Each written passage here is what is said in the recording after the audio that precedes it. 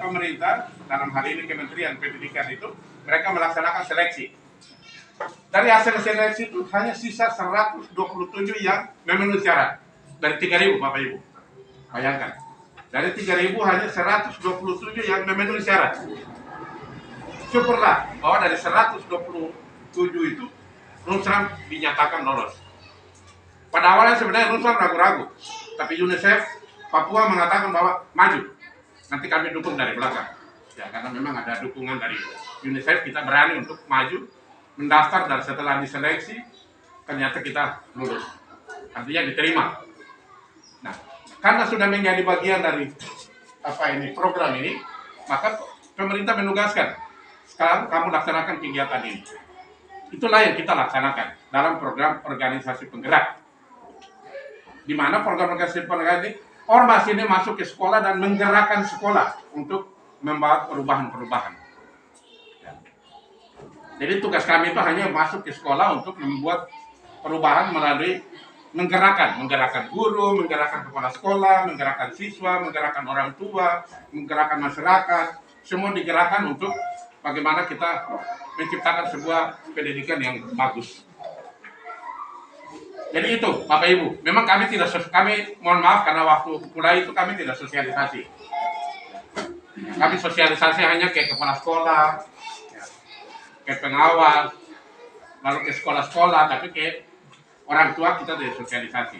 Sehingga pada kesempatan ini, sekaligus saya sosialisasi bahwa kami, Nusram itu mendapat tugas dari pemerintah untuk membantu pemerintah di dalam percepatan pembangunan pendidikan yang ada di sekolah-sekolah. Nah, kebetulan Nusram ditunjuk untuk menangani 60 SD. 60 SD itu di mana? Di Teluk Sereri. Jadi 35 di Biak, 15 di Nabire, 5 di Yapen, dan 5 di Waropen. Gitu. Jadi ada 60 sekolah. Nah, contohnya macam Bapak Korwa ini, di dalam POP beliau punya tugas itu penanggung jawab kegiatan di Nabire. Jadi beliau setelah kemarin itu, tahun lalu itu dia lebih banyak tinggal di Nabire. Karena dia urus di Nabire sana. Begitu juga ada yang di Yapen, ada juga yang di Waropen. Dan di Biak itu yang paling banyak 35 sekolah. Termasuk salah satu adalah SD Negeri Jomdori ini. Jadi itu tentang program organisasi penggerak. Jadi kehadiran kami ini, sebenarnya kami sedang melaksanakan program pemerintah. Pemerintah punya program yang kami mendukung dan kami laksanakan di sekolah-sekolah. Khusus, untuk perusahaan edukasi khusus, untuk menyelesaikan, meningkatkan kemampuan membaca, menulis, dan menghitung siswa di kelas awal. Kelas awal itu berarti kelas 1, kelas 2, kelas 3. Makanya tadi kenapa Pak Kepala Sekolah mengatakan bahwa kenapa yang dites hanya batas kelas 3. Ya, nanti akan ada ceritanya. Begitu Bapak Ibu tentang POP. Nah, kita tarik ke belakang. Mengapa POP itu lahir? Mengapa harus melibatkan masyarakat di dalam? Mengapa melibatkan organisasi-organisasi masyarakat? Bapak Ibu, kita kembali ke filosofi pendidikan yang ada di Indonesia. Yang disebut dengan 3 pusat pendidikan. Ini ada 3 pusat pendidikan. Yang pertama adalah pendidikan keluarga, yang kedua itu di sekolah, dan yang ketiga itu di masyarakat. 3 pusat pendidikan ini, apa yang mereka lakukan itu hanya bertumpu pada yang di tengah ini, anak. Artinya bahwa sekolah, keluarga itu urus anak, sekolah itu urus anak, masyarakat juga urus anak. Tapi kenyataan selama ini, 3 pusat ini jalan sendiri-sendiri. Kita tidak bersama-sama dalam satu kesatuan seperti ini. Jalan sendiri. Orang tua di rumah bikin sendiri, sekolah buat sendiri, masyarakat buat sendiri. Padahal sebenarnya 3 pusat ini harus berkolaborasi dalam satu kegiatan yang sama. Artinya apa yang dibuat di sekolah itu harus didukung oleh orang tua. Apa yang orang tua lakukan di rumah untuk anak, sekolah harus mendukung, masyarakat saling mendukung seperti itu. Nah, kita sudah terlalu modern sehingga kita lupa ke filosofi ini. Oleh karena itu, sengaja ini saya kembalikan, kalau pendidikan zaman dulu pasti paham dengan 3 pusat pendidikan ini. Karena dulu memang dia berdasar pada 3 pusat pendidikan. Nah, Bapak Ibu kita lihat dari satu persatu, mulai dari keluarga.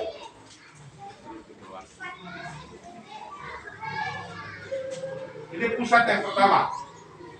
Keluarga ini mesti merupakan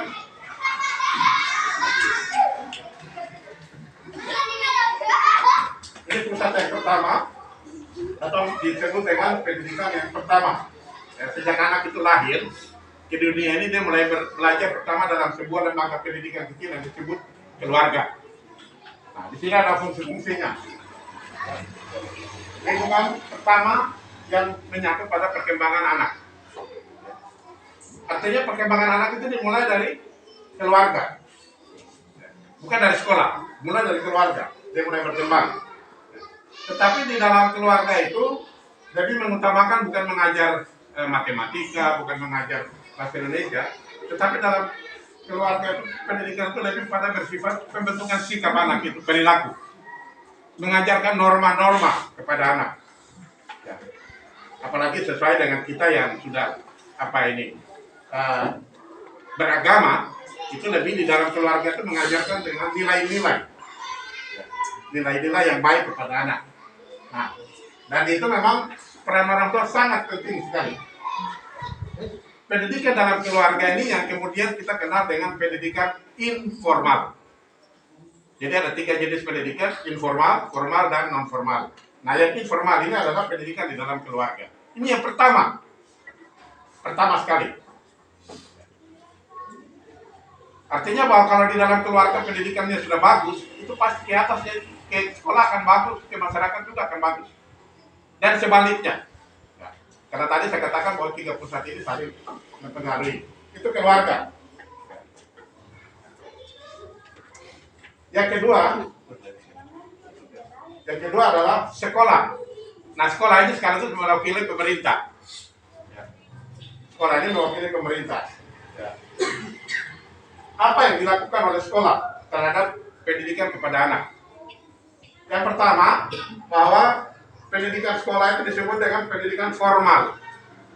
Tadi keluarga itu informal, ya. Karena pendidikan sekolah itu adalah pendidikan formal.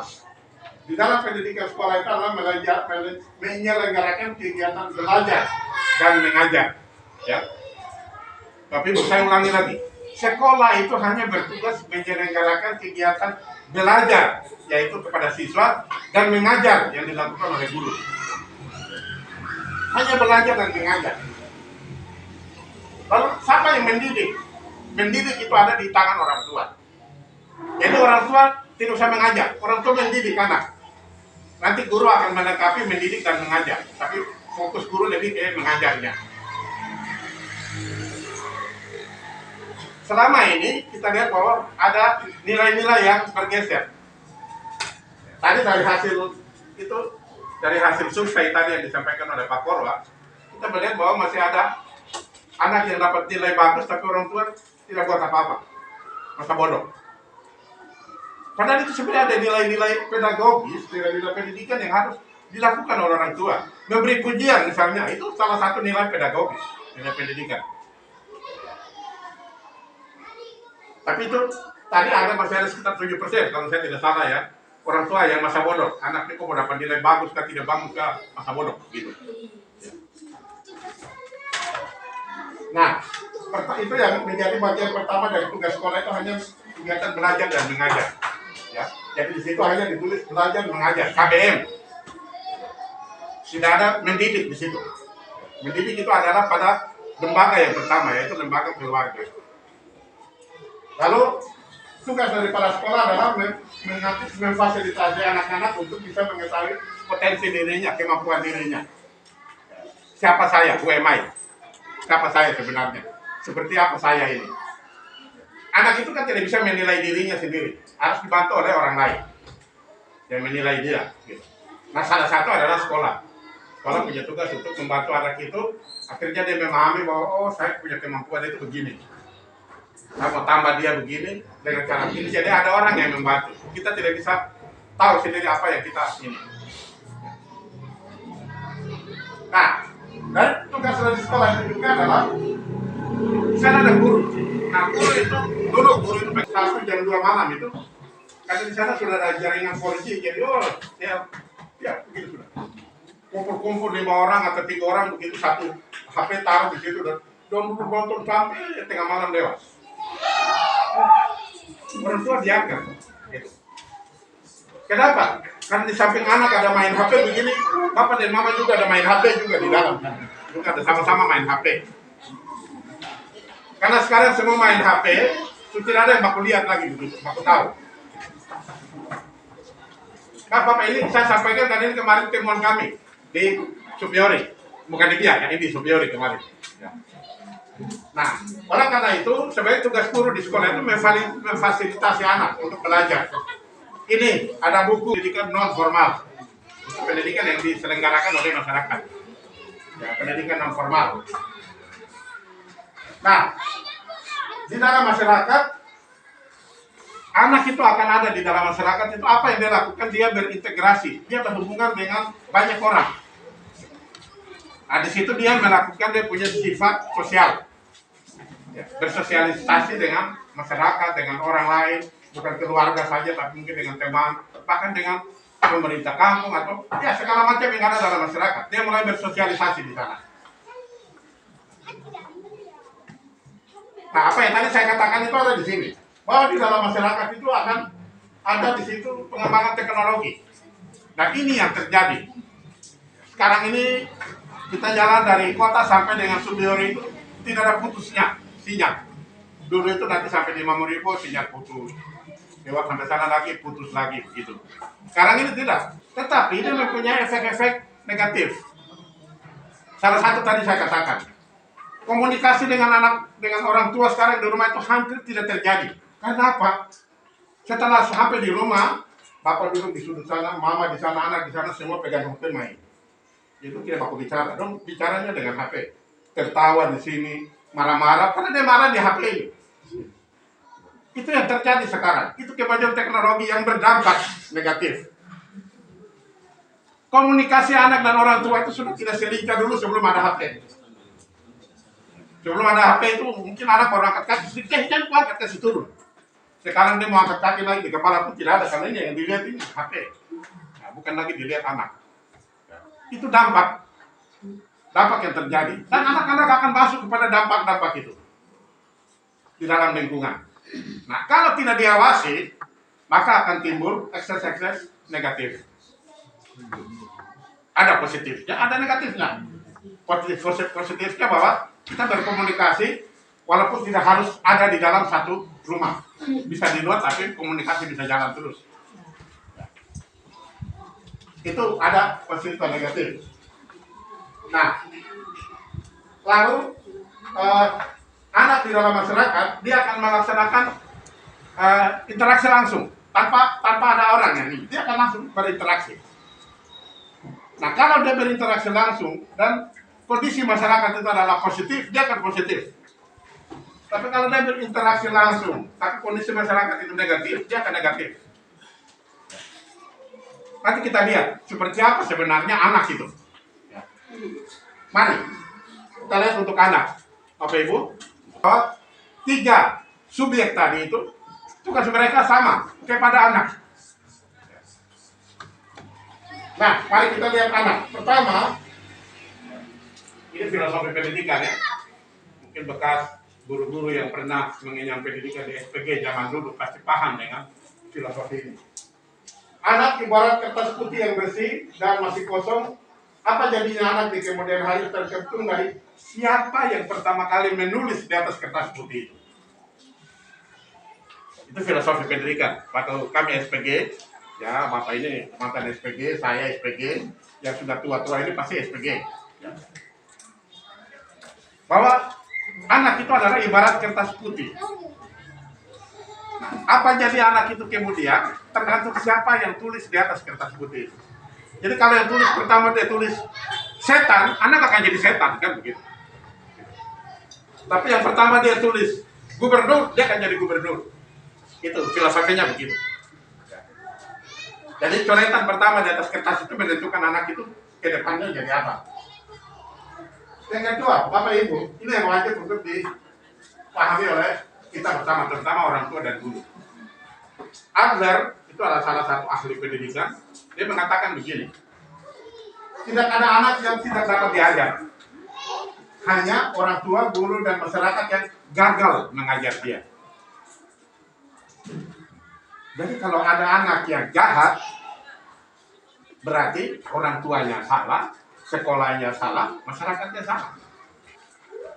Kenapa? Mereka tidak bisa gagal untuk mengajar dia menjadi anak baik. Jadi jangan pukul anak. Kalau misalnya dia nakal, ada anak yang nakal langsung di rotan. Apalagi dulu zaman dulu di Papua itu terkenal betul. Di ujung rotan ada emas. Papua itu tua-tua ini berkembang dengan filosofi ini. Di ujung rotan ada emas. Salah sedikit dipukul. Pukul. Dan mereka sudah jadi emas sekarang ini. Tapi situasi kondisi yang berkembangan yang tadi dikatakan itu, tadi Pak Kapolri mengatakan jangan pukul anak. Memang karena di Indonesia sudah ada undang-undang perlindungan anak. Ya. Sudah ada undang-undang perlindungan anak dan perempuan. Ya. Dan Rumsram itu salah satu organisasi masyarakat di Biak yang juga ikut menandatangani setuju dengan undang-undang itu. Artinya tidak boleh ada kekerasan dalam rumah tangga. Nah, jadi apabila anak gagal, sebenarnya bukan hanya orang tuanya yang gagal, bukan gurunya yang gagal, tetapi tiga-tiga pusat tadi semua gagal. Tidak bisa memberikan yang terbaik kepada anak itu. Dulu, kalau anak punya nilai kurang, orang tua bilang, sekolah dong aja bagaimana? Yang disalahkan